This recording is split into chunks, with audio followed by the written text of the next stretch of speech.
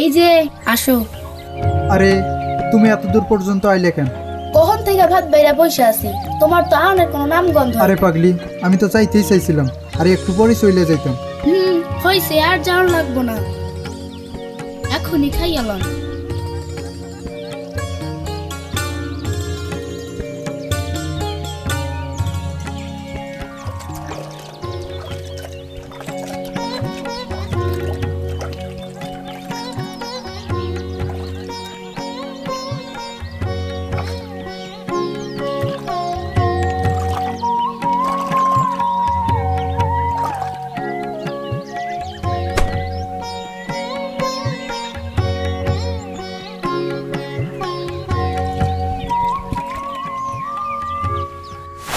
অমন করে তাকাই আছেন কেন?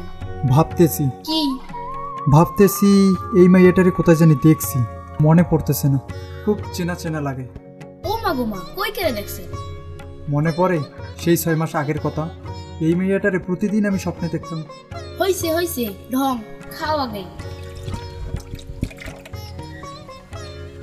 তুমি খাইছো? হ, তোমার সাথে প্রতিদিনই খাই, আজকেও খাইছি। হইছে না। আরে করো কি, মানছে কইব কি? আরে মানছে কি কইব না কইব তা দেখানোর টাইম আছে? হা করো তো।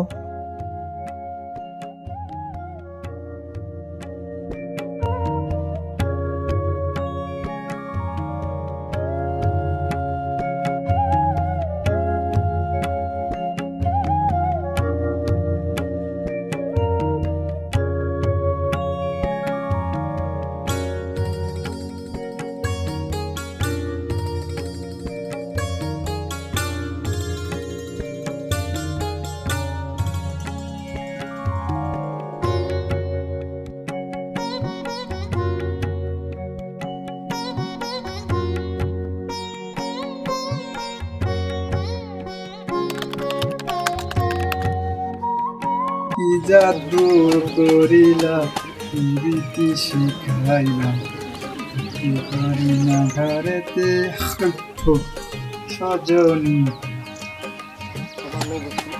উফ, কে? কি করতাছো? দেখতেছো না পুকুর পাড়ে বসে ভাত রান্তেছি। স্ত্রী পুকুর পাড়ে ভাত রান্নার কথা কইয়া দিলি তো শৈশবের লারা। শোনো, তাইলে একখান মজার ঘটনা কই। আমি যখন ক্লাস 3-তে পড়ি, আমরা সবাই মিল্লা সিদ্ধান্ত নিলাম আমরা সবাই জলাপাতি করব। যেই কথা সেই কাজ। মিটু, লাম, পারভেজ, সুমাইয়া, মিম, মাইশা সবাই মিল্লা 20 টাকা করে ভাগে লাগাইলাম। সবাই টাকা এনে জমা দিল। হঠাৎ পারভেজ এসে কইতেছে আমার খাওয়ানো হবে না। মানে কি? তুই খাবি না কেন? আমরা সবাই খাবো, তুই খাবি না কেন? তোর কি সমস্যা? তুই আমারে খুলে কয় আমি টাকা জোগাড় করতে পারিনি। তুই টাকা জোগাড় করতে পারিস না বলে তুই খাইতে পারবি না? তোর এই ভাই থাকতে তুই টাকার লাগিয়া খাইতে পারবি না, এইটা কখনো হইতে পারে?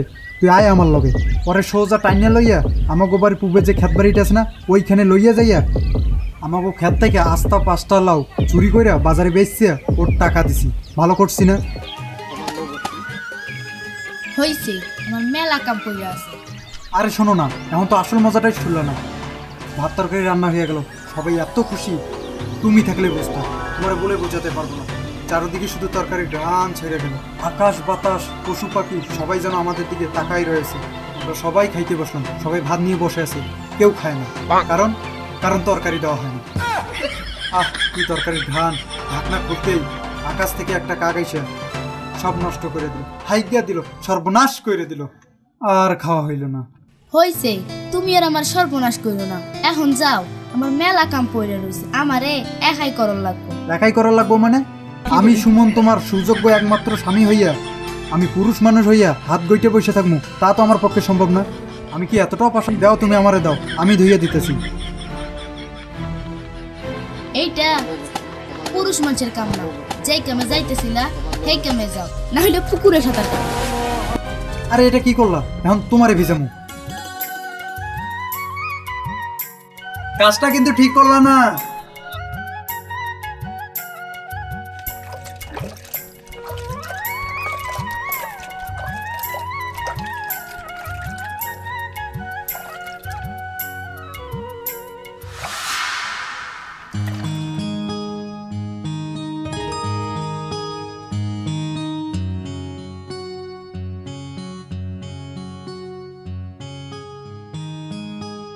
আর একটু, এই যে হয়ে গেছে। তুমি কিন্তু আবার আমারে আম্মার কাছে গালি খাওয়াইবা। আরে কি বলতাছো? শোনো, আম্মাই দিব তোমারে গালি আর আমি শুনামো তোমারে ভালোবাসার বলি। হইছে তাই বইলা ঘরের ভিতর বউয়ের সাথে সারাদিন দে থাকবা, এটা কিন্তু ঠিক হইতাছে না। তাইলে কি আমি ভুল শুনছি? কি ভুল শুনছো? মানসে কি কয়? মানসে কয় স্বামীরে যদি বসায় রাখতে চাও তাহলে বউয়ের শাড়ির আসল দিয়া এমনে কইরা গিট্টি দিয়ে রাখতে হয়। তুমি দেখি তার উল্টাটা, তুমি খালি আমারে তারাই দিতে চাও। হইছে শুনো, আসলে বাইন্দা রাখা মানে সারাদিন ঘরে বন্দি থাকা না। তুমি যেভাবে দিনরাত পার করতেছো, ওইদিকে জায়গা জমি পইরা আছে না, চাষবাস যদি না করো সংসার চলবো কেমন? তুমি দেখি আম্মার মতো করে এই কথা কও। এইসব কথা তোমার আম্মাই শিখেছে তাই না? জি না। হ, এখন তো কত রকম কথাই কইবা। শোনো, তোমার পিছনে আমি 2টা বছর ঘুরঘুর করছি, আর এই 2 বছর ঘুরঘুর করছি বইলে তুমি আমার প্রেমে সাড়া দিছো। সাড়া দেওয়ানোর পর কি করছি? আবার 2টা বছর ঘুরঘুর করছি। কি করছি না? হেল লাগেই কিন্তু এই সংসার। বিশ্বাস করো, তোমারে ছাড়া থাকতে না আমার একদম ভাল লাগে না। মাঝে মাঝে কি মনে হয় জানো? আমি যদি ছায়া হয়ে থাকতে পারতাম তাইলে সারাক্ষণ তোমার পিছে পিছে থাকতাম। তুমি তো আমার ছায়াই। হেল লাগেই তোমারে ছাড়া থাকতে ভাল লাগে না। হইছে।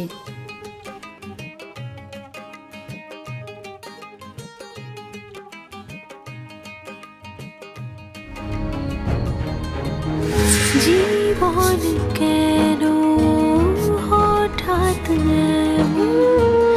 হয় গোছানো,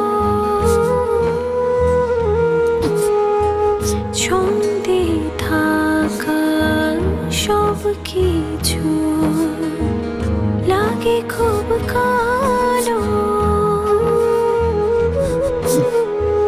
দিন যাপনের আয়োজনে রোজ দিন রাতে পৃষ্ঠাগুলো ভরে যায় আঘাতে আঘাতে। ভাঙা বিনায় আসে না সুর, অবহেলায় তুমি বহুদূর।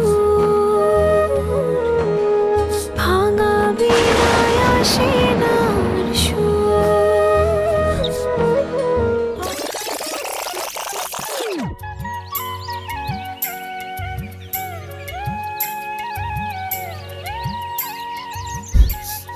জানো জানো, পারভেজ রে না সারে আজকে যে মাটিয়া না দিছি, ছেলে তো লজ্জাই শেষ। ওই তুমি মুখ ঘুরাইলে কেন? কি হয়েছে? গায়ে হাত দিবা না আমার। দূরে দাঁড়াও। আরে দূরে দাঁড়াও। আসতে কতক্ষণ লাগে তোমার? কখন থেকে দাঁড়াই আছি, সেই সেন্স আছে তোমার? আরে প্রাইভেট ছুটি না দিলে কিভাবে আসবো? নইলে তো স্যার মারবে। এখন আমি তোমারে মারবো। কান ধরো। আরে কি কো? কানে ধরতে কইছি, কান ধরো। ধরতেই হবে? কইছি না কানে ধরো। এই এই আমারটা না, তোমারটা।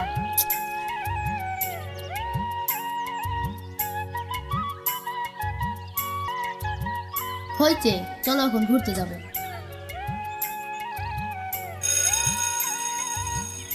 স্কুলে বেল দিছে, ক্লাসে যেতে হবে। তুমি না কইলা ঘুরতে যাবা? কইছি তো, কি হইছে? এখন আর যাব না, ক্লাসে যেতে হবে। পরে কথা হবে, বাই।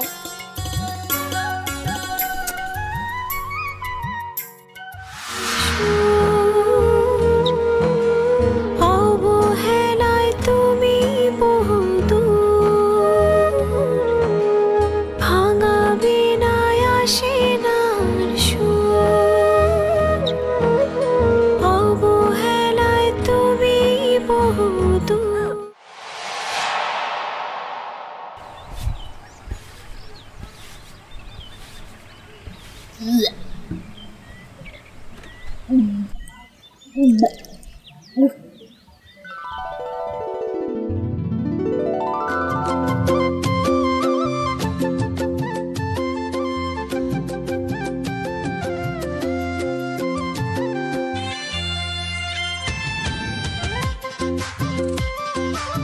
এই শুনো না। তোমারে কইছি না তোমার এই ফালতু কথা শোনানোর টাইম আমার নাই, সরো। মানে কইছিলাম কি? আবার আমার লগে নাটক শুরু করলা না? তোর কইছি না তুই আমার লগে নাটক করবি না? তোর এই নাটক আমার ভালো লাগে না, তোর তো সহ্যই হয় না। এই তুই এত বেহায়া কেন? হ্যাঁ, তোর কি লজ্জা শরম বলতে কিছু নেই? ওই হাত ধরে বের করে দিলে তুই আবার ইঁদুরের মতো খপ খপ করে বাড়ির ভিতরে ঢুকিস। তোর তো বুঝাইয়া কইয়া কোনো লাভ হইব না। সর আমার সামনে। তোমার বাচ্চা আমার পেটে। তো আমি কি করব? কোলে নিয়ে নাচবো নাকি পুরো এলাকায় এখন মাইকিং করব? তুমি শুনে খুশি হও নাই? না, আমি খুশি হই নাই।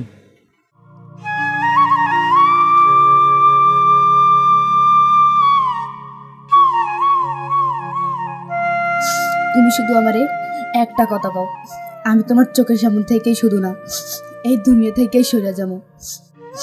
তুমি আমার এইটা কও যে মানুষটা আমার একটা নজর না দেখলে থাকতে পারতো না, চোখের আড়াল হইলেই ছটফট করতো, আবার কিছু হইলে তার কলিজা ছিঁড়া যাইতো, সেই মানুষটা এখন আমারে সহ্য করতে পারে না। আমার সব কিছু এখন তার কাছে নাটক মনে হয়। আজকে তোমারে কইতেই হইব। আমার মাথা ছুঁয়া কও, আমার পেটের বাচ্চার কসম কইরা কও, আমি কি অপরাধ করছি যার জন্য আমার প্রতি তোমার ভালোবাসা কমে গেল? আমি এমন করে আর বাঁচতে চাই না। আমি তোর সত্যি করে কইতেছি রে বউ, তোমার প্রতি আমার এতটুকু ভালোবাসা কমে নেই। বিয়ের কয়েক মাস পর থেকে কি করবো না করবো এটা নিয়ে অনেক চিন্তা করছিলাম। এমন সময় কেমনে কেমনে জানি জুয়ে আসক্ত হয়ে পড়লাম। জুয়ে হাইরা গেলে মন মেজাজ ঠিক থাকে না, বাইরে কাউরে কিছু কইতেও পারি না। বাড়ি এসে তুমি ভালো কথা কইলেও তোমার কথা সহ্যই হয় না। মনের ভেতর জেদ ধইরা জুয়া খেলতে খেলতে আমি নিঃস্ব হইয়া গেছি রে বউ। এখন আমি সব জমি জায়গা বেচে দিছি, এই বাড়িটা তাও আমি বন্ধক দিছি। আমি তোমার লাগে খারাপ আচরণ করি যেন তুমি আমারে ভুল বুঝে তুমি আমার হাত ছেড়ে চলে যেতেছ, তুমি তাও যাও না। তোমার এই হাতটা ছাড়ানোর লাগে ধরি নাই, তোমার সুখে দুঃখে পাশে থাকানোর লাগে ধরছি। দেখবা আবার সবকিছু ঠিক হয়ে যাবে। আমার গহনাগুলা বেচা দিয়া বাড়িটা বন্ধক ছুটাইবা, আর বাকি টাকা দিয়া আপাতত একটা গঞ্জে ছোট করে দোকান দিবা। দিন আনবা দিন খাম, দেখবা আমাদের আবার একটা সুখী ফ্যামিলি হইবে। মিশু, তুমি আমারে মাফ করে দাও। আরে আরে কি করো বাবু, দেখতেছো তো